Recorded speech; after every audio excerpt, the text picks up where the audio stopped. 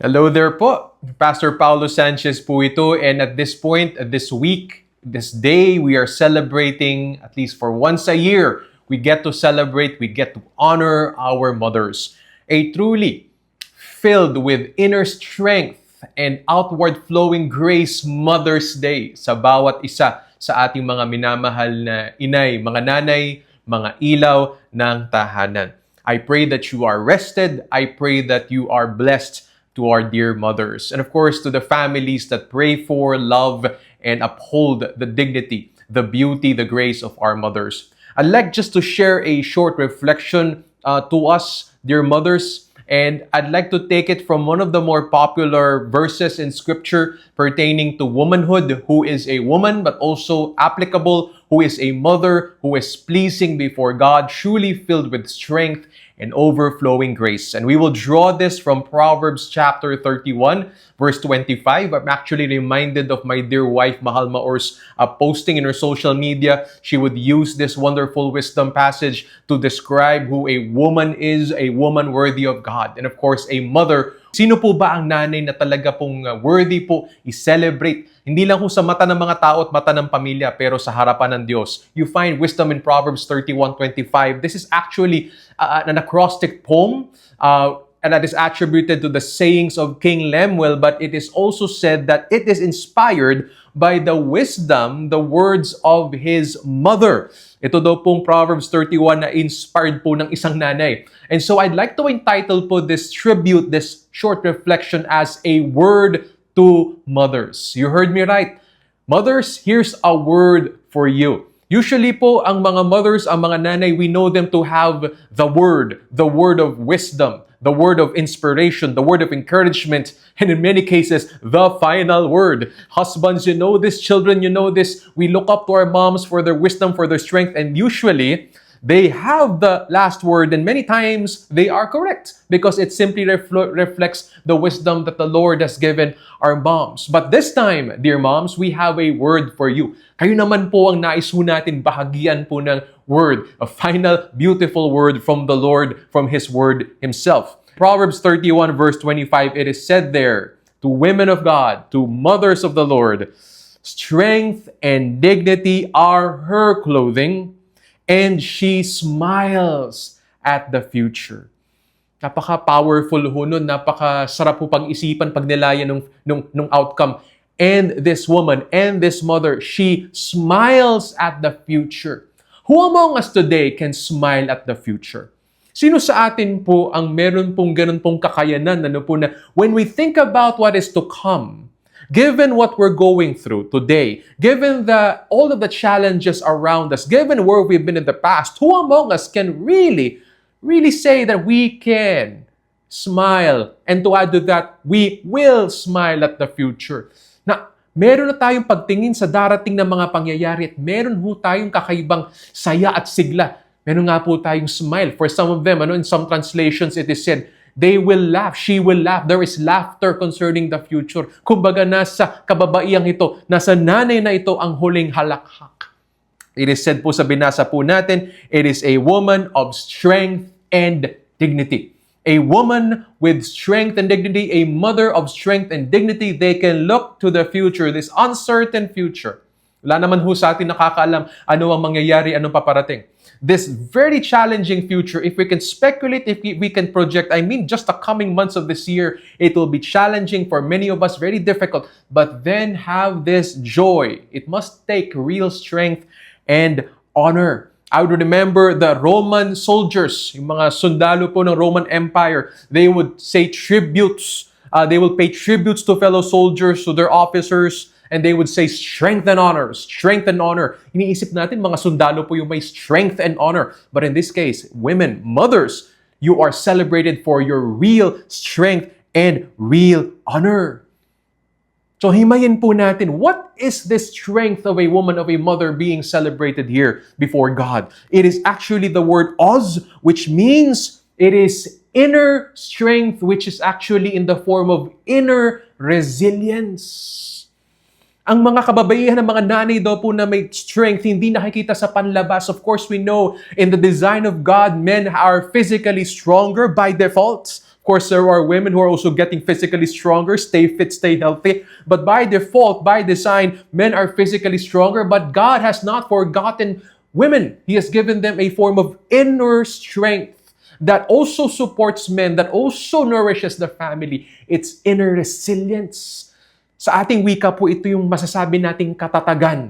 Katatagan sa anumang panahon. Katatagan sa itaas, katatagan sa ibaba ng buhay, katatagan hindi lang para sa sarili, kundi para rin sa pamilya, para ho sa mga minamahal. And of course, for us who are in the body of Christ, we know this in church. Many churches were established, were strengthened, were sustained by the presence and the ministry of women.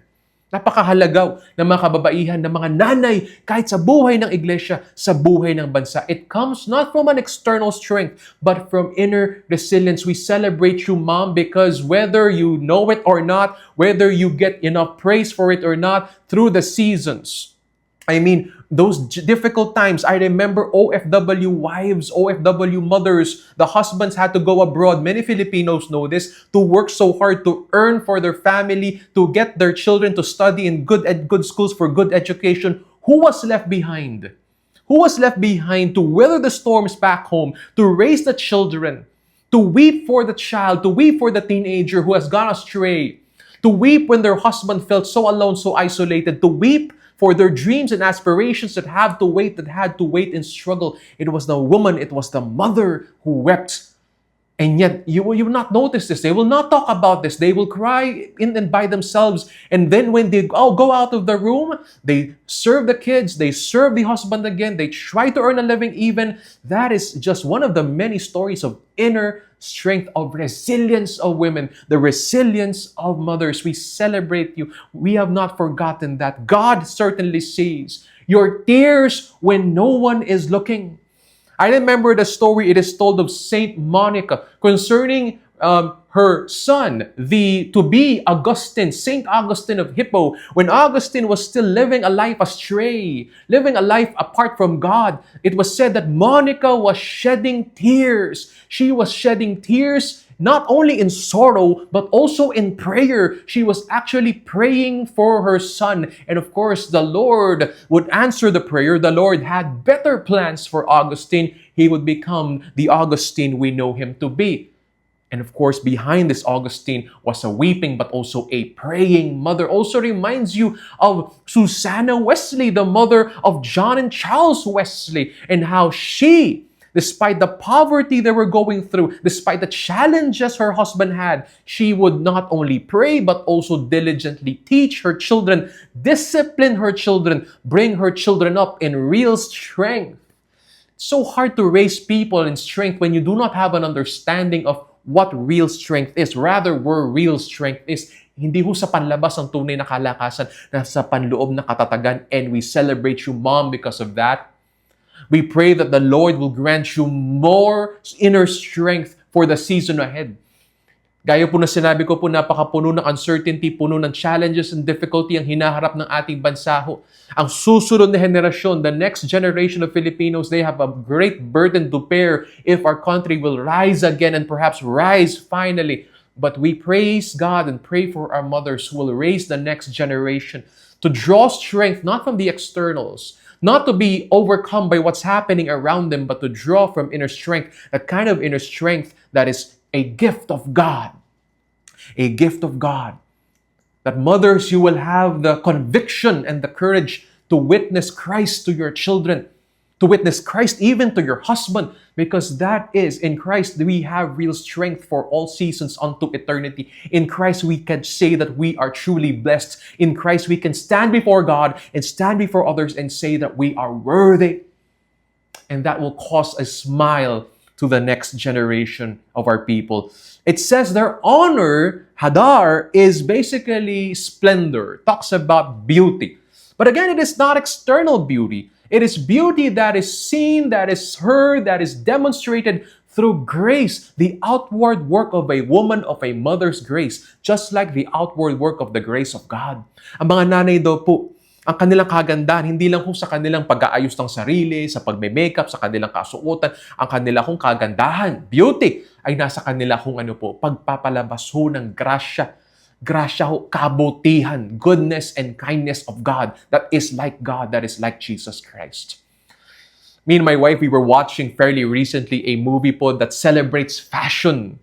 Doon po sa pelikulang yun po, ang mga bida po, yung mga kababaihan po, at kitang-kita ko ang gaganda ng mga kasuotan nila. High fashion, luxurious fashion. But you know what struck me about particularly one of the main characters, the supposed antagonist actually of the movie, was her sense of presence. Yung artista po goes by the name of Meryl Streep. I noticed about this in many movies I've seen of Meryl Streep.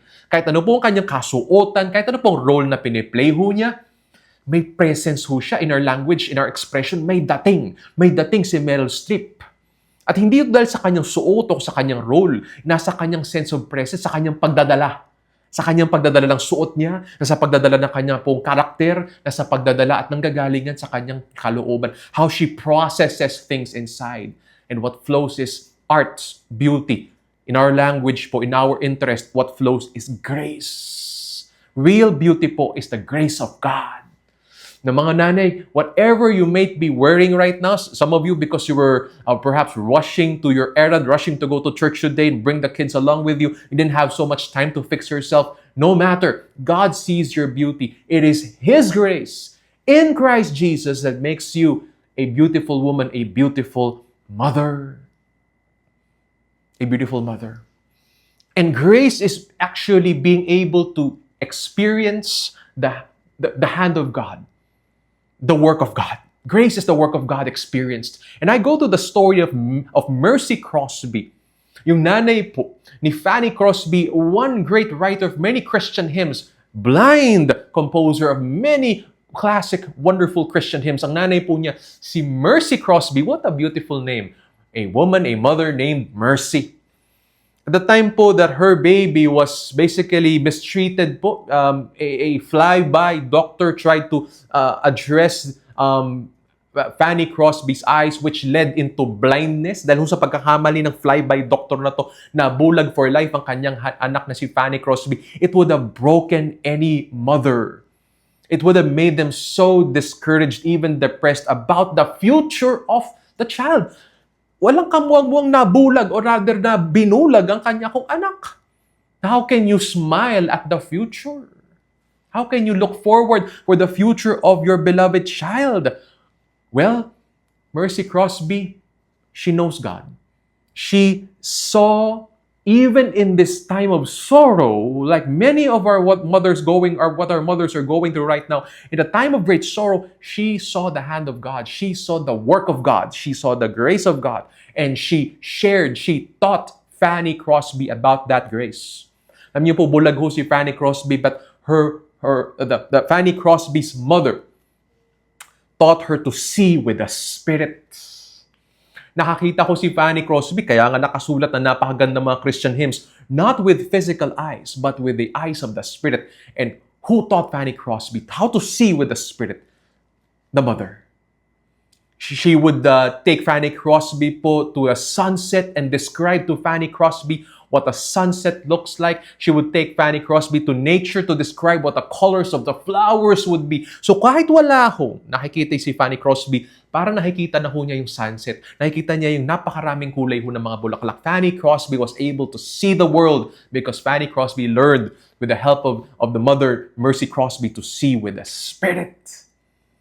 And Fanny Crosby did smile at her own future. So much joy she would be able to write so many beautiful Christian songs. The grace of God po, hindi lang ho ito ini-experience. Sinishare ho ito. So I'd like to end you with the final inspirational story of a mother who is not actually a mother.